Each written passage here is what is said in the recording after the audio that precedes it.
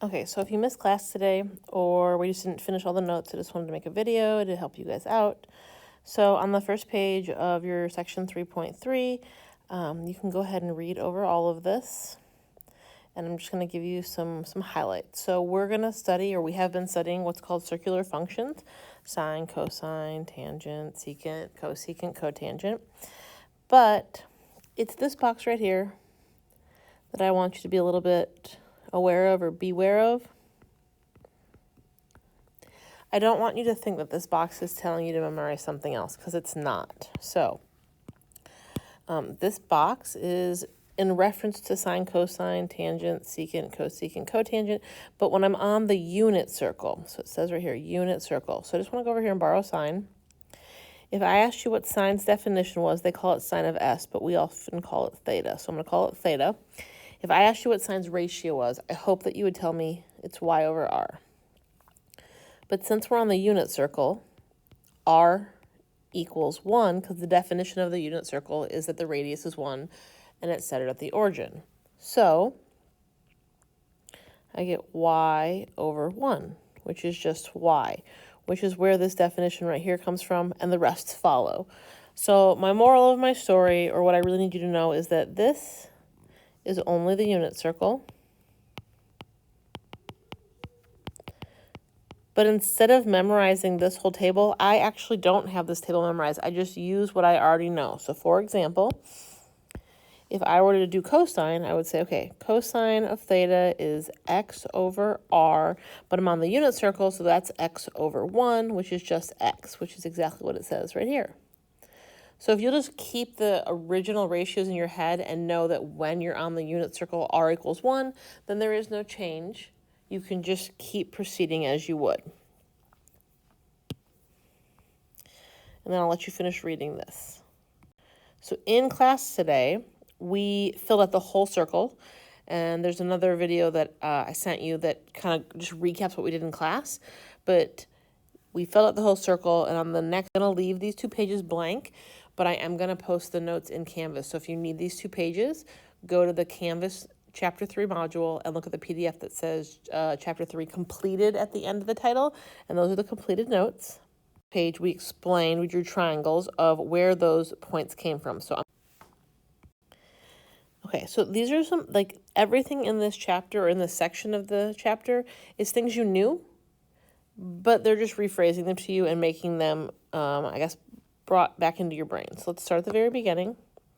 So first things first, if you think back to, I think it was chapter 1, and there was those 3 Pythagorean identities that you had to memorize. This was one of them right here. But, and I wanted to tell you this back then, but you didn't know this. So we learned in class that the definition or the equation of the unit circle is x squared plus y squared equals 1. And if you are like, where'd that come from? The equation of a circle is x minus h squared plus y minus k squared equals r squared. Definition of the unit circle is the center is 0, 0, and the radius is 1. So that means I'm going to make my h become a 0, and my k become a 0, and my r becomes a 1. So when I simplify that, I get x minus 0 squared plus y minus 0 squared equals 1, because 1 squared is 1. X minus 0 is just x, and so that equation right there simplifies into this. So with this equation of my unit circle, we call the x stuff cosine squared theta, plus we call the y stuff sine squared theta equals 1. And this is your Pythagorean identity. It is the equation of the unit circle, but in a little bit different form. Next thing we're going to review is the domain, well, the range and the domain, but first we're talking about the range of sine and cosine. So if you remember in class, I'm pretty sure it was chapter 1, where I would stand and hold my hands like hard brackets and tell you and ask you who lived in here. And in here was -1 to 1, and this was sine theta and cosine theta. It was the y and the x. Well, it's the same thing we have written right here. So sine and cosine live between -1 and 1 for their range. But for the domain, their domains are all real numbers, because I can plug any number I want in there, any angle, any number at all. It won't matter, but everything that pops out will always fall between -1 and 1. When we filled out the circle today, we also talked about places where tangent is undefined. And if you have a circle, tangent, if you remember the little hand trick, you can do the hand trick, or you can know that tangent of theta is the y over the x. So the ordered pair up top is 0, 1. And so if I do tangent of this dot, which is 90 degrees or pi over 2, I'm going to call it pi over 2. Tangent of pi over 2 equals the y, which is 1, divided by the x, which is 0. We can't divide by 0. So tangent does not have a domain that goes on forever because tangent has some restrictions. So sine and cosine go on forever. Tangent and secant, I can't equal, right here, I can't equal pi over 2 because I will be undefined. And then that happens again down at the bottom again because my ordered pair is 0, -1. So I'm undefined again. So tangent, they call it S because what they're saying right here is tangent of S. But I'm going to call it tangent of theta. So these S's are really thetas. Tangent of theta, undefined. But that happens when theta equals pi over 2, which is right here. And then it happens again a pi later.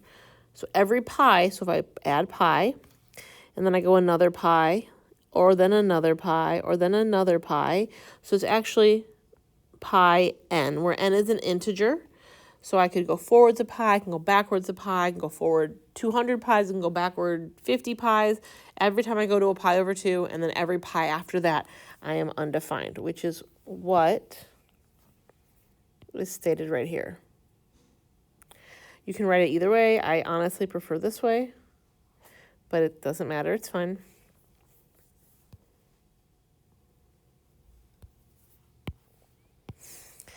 Cotangent is undefined. If tangent's undefined here and here, then cotangent's undefined right here and right here. And the ordered pair right here is 1, 0. Cotangent of theta is the x over the y. So cotangent of 0 degrees or 0 radians or pi radians or 180 degrees is going to be equal to the x, which is 1, divided by 0. And I can't divide by 0. So for cotangent, the domain is theta cannot equal 0, right here, 0, and then every pi after that. So plus pi n, which is exactly what's right here, because 0 plus anything is the other thing. So those are the domains of my friends, cotangent and secant, tangent and secant.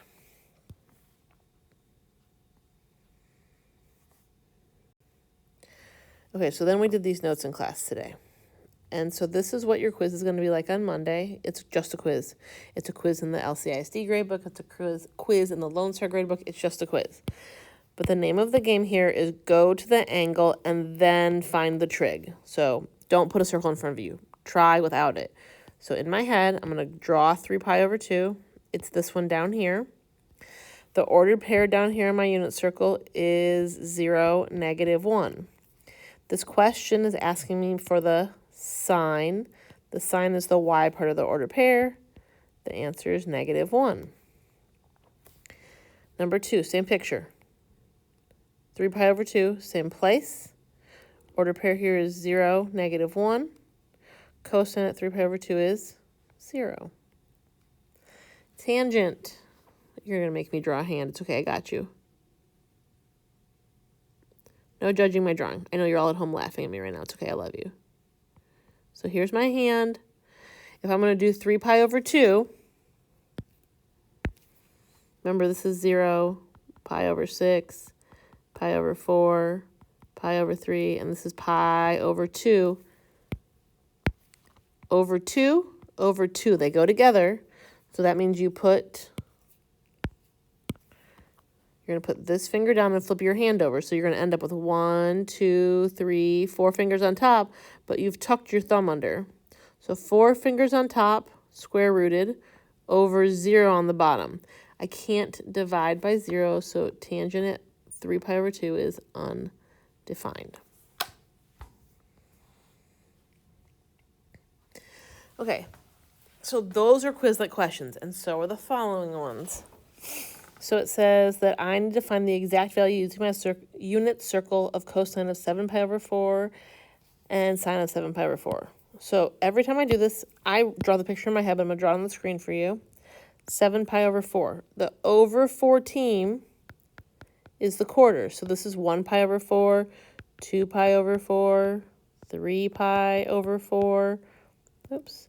This is 4 pi over 4. This one was 5 pi over 4, 6 pi over 4. So it's this one right here. This is 7 pi over 4.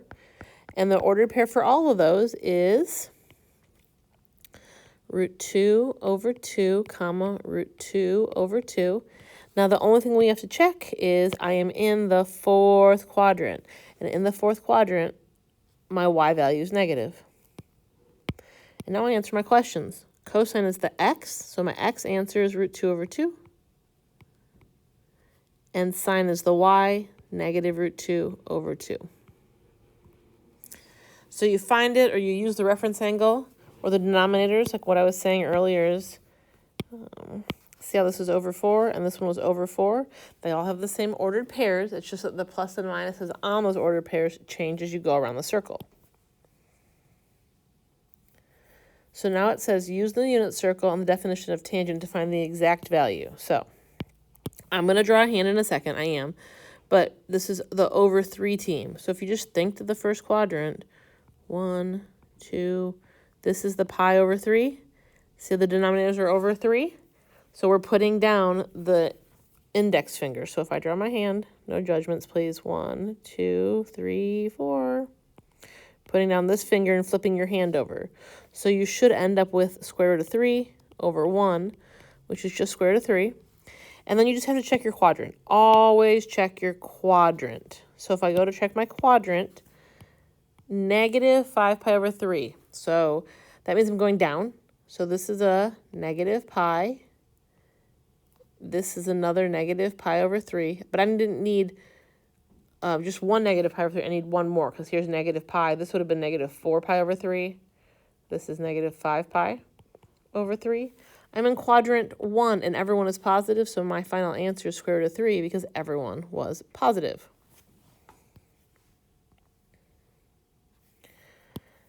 So on the next one, it says that you can use reference angle and radian to degree to conversion. So if you want to convert 2 pi over 3 to degrees to help you, it's 120 degrees. But that just wastes brain power, if I'm being really honest with you, especially because your quiz, you got to be able to go and get to these problems. It's like one of those quick multiplication quizzes, like where you just need to go quickly. So 2 pi over 3. So 2 pi over 3 is in the second quadrant.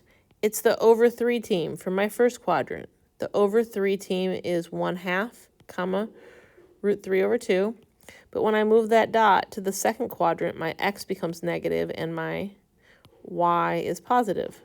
So the answer to this problem is negative 1/2. If you are struggling with this page and the problems I just did, there is a page that I added to your notes in Canvas. So if you go to Canvas and open the completed notes, there's a page, it's like a table. It's from the pre-AP notes. But we did some of them in class. It's like a big table of problems. It looks like this.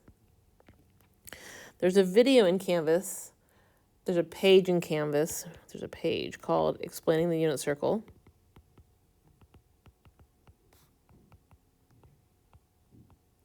And the last video on that page says using or something of that nature. It's the last video.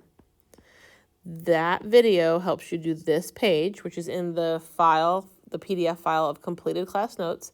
So if this page was a struggle, go back and watch that pretty please, or make sure you ask me in class or email me for tutorial pass. I would be more than happy to help you. Okay, this next page, a little bit lighter, just a little bit. So it says find the calculator approximation. So you're just going to type these in. You're going to type 1.85 cosine in the calculator, and we are going to find the answers to each one of these. So go ahead and pause the video and do A and B. Hopefully you remembered your sig figs and you typed them in approximately, but it's something approximately of negative 0.2756 and approximately 0.8703. Now let me help you with letter C really quick. I don't have a cotangent button, so remember, cotangent of theta equals 1 over tangent theta. So I can write this as 1 over tangent of 1.329. And so then I type the bottom in and press that 1 over x button that's on my calculator. And when you do that, you should get approximately 0.2552. Same idea with secant. You're going to do 1 over cosine of that number, and you should get approximately negative 1.0243.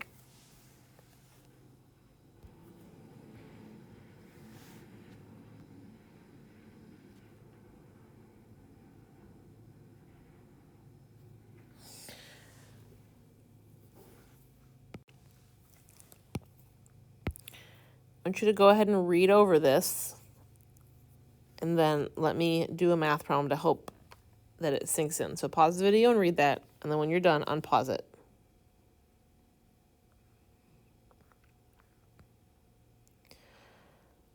Okay, this is the problem we struggled with on our last test, so let's see if we can fix it. So I want to get to the s value. So if I have cosine of s equals 0.9685, to undo cosine, I have to arc cosine both sides. These undo each other, and you're left with s equals arc cosine of 0.9685. So then you type 0.9685 in the calculator and press the green control button and the cosine, which is the arc cosine button, and it should give you an answer. It should come out that s is about 0.2517. So just think for a second. Up here, this is a radian, even though there's no pi on it. This is my answer.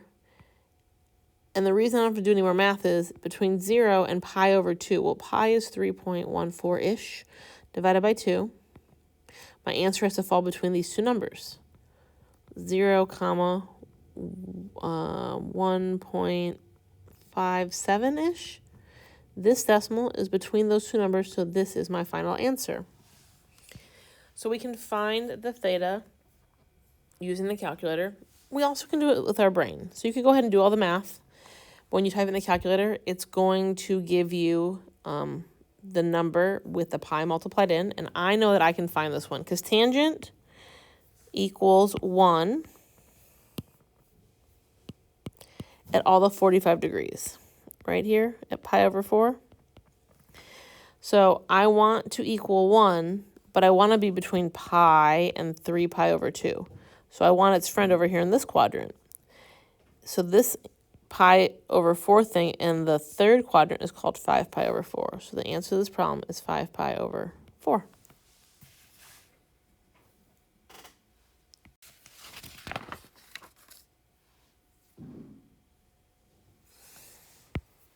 You might want to go read this, so I just don't want you to lose this. So you might want to actually open your e-textbook in my lab math and read the bottom of this. But we are going to go ahead and do this problem. Before we do the problem, one little typo. Can you fix one thing for me? Pretty please. This should be an omega. And this should be an omega. Okay, so this problem says that the angle of elevation U of the sun in the sky at any latitude L is calculated by the given formula. So here's my given formula. No, I don't need you to memorize it, but that is your formula. And if you think about what they're saying, so my sun starts at 0, And then this is when it rises up. It goes up here to pi over 2 and it's directly overhead, and it's going to keep going. So I'm going to go down here and read this piece. It says that the latitude of 38.5 degrees, or the radians. I'm going to use the radians because down here in the bottom, my D is also in radians, and they give me omega. And I'm just going to plug things in. I'm just going to plug it in. It says I have sine of u, I don't know what u is, equals cosine of D. D is in radians, so negative 0.1425 times cosine of L. I'm going to use the radians so that we can stay in the same mode. L of 0.6720 times cosine of omega, which is 0.784, all of that. And then to that, we're going to add sine of D, so sine of negative 0.1425 times sine of 0.6720. So what you're going to do is you're going to type each piece in. You're going to do this and get an answer, which I'm going to call A. You're going to type this in and get an answer we're going to call B. And you write them down on your paper. This answer, and get an answer of what we call C. Type this in, get an answer of D, and this in as an answer of E. So if I were you, then I would multiply at least these two together. We'll call that F. So then in your calculator, you're going to do A times B times C and press equals. It's going to give you some number. We'll call that number X. Then whatever you get there, you have to divide by the F that you got when you multiplied down here. And so when you do all of that, it should tell you in the calculator that theta is about, in radians, 773, or it's about 27.3 degrees.